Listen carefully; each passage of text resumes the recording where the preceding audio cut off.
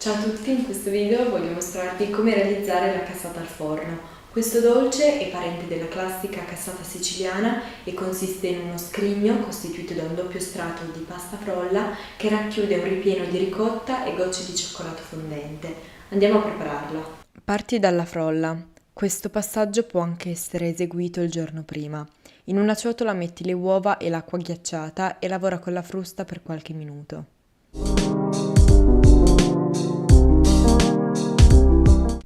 Aggiungi la farina a più riprese e continua a mescolare.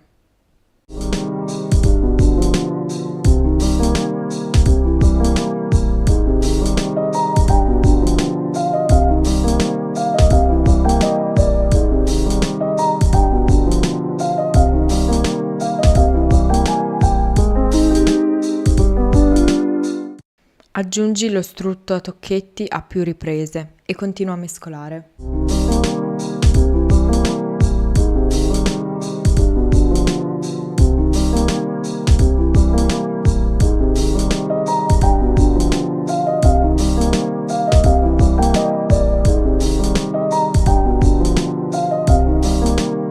Metti lo zucchero e continua a mescolare fino ad ottenere un composto sabbioso. Aggiungi poi la scorza grattugiata di mezzo limone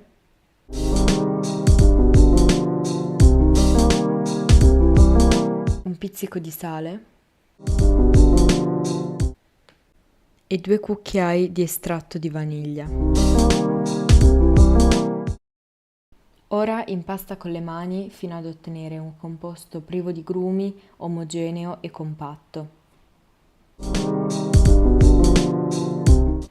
Aiutandoti con una bilancia dividi il panetto in 2 parti uguali e ricopri con la pellicola e riponi lì in freezer per una notte. Il giorno seguente rimuovi i panetti dal freezer e lasciali scongelare. Nel frattempo metti burro e farina su una teglia circolare. Quando il composto risulterà sufficientemente malleabile, trasferisci l'impasto su un piano da lavoro ben infarinato e stendi con un mattarello il primo disco di pasta frolla finché non raggiunge uno spessore di circa 5 mm. Usa il mattarello per avvolgere la pasta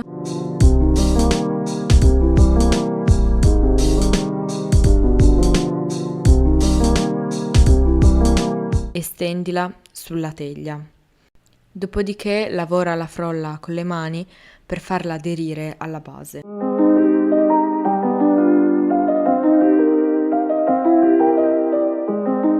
Con i rebbi di una forchetta fora la base della torta. Per la farcitura in una ciotola aggiungi ricotta di pecora ben sgocciolata, gocce di cioccolato fondente, zucchero, la scorza di mezzo limone e l'estratto di vaniglia. Poi mescola fino ad ottenere una crema morbida e vellutata.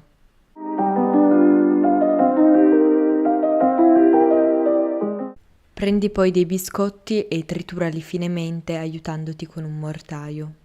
Per assemblare la cassata al forno, ricopri il fondo con uno strato di biscotti sbriciolati e compattali bene, aiutandoti con un cucchiaio. Aggiungi il ripieno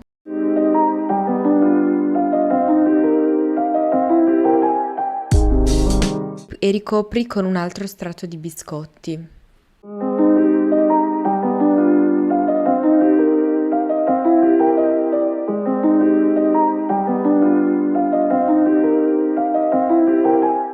Infine sigilla con l'ultimo strato di pasta frolla.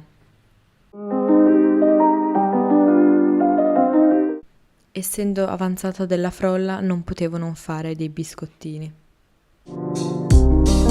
Inforna la cassata in forno statico preriscaldato a 180 gradi per circa 45-50 minuti. Gli ultimi 3 minuti trasferisci la torta sul fondo del forno. Quando la cassata risulta essere dorata, sfornala e lasciala intiepidire. Una volta raffreddata, capovolgila e sformala. Fai riposare la cassata in frigo qualche ora o un giorno intero affinché il ripieno si assesti. Prima di servire decora con lo zucchero a velo, aiutandoti con 2 grate o uno stampino per riprodurre il classico motivo a scacchi. Questo è il risultato finale, la cassata al forno è pronta per essere servita.